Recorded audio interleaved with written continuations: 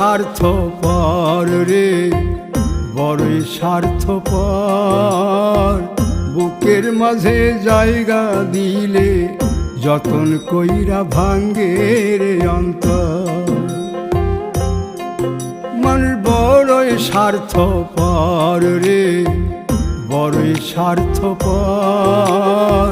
বুকের মাঝে জায়গা দিলে যতন কইরা ভাঙ্গে রে অন্তর।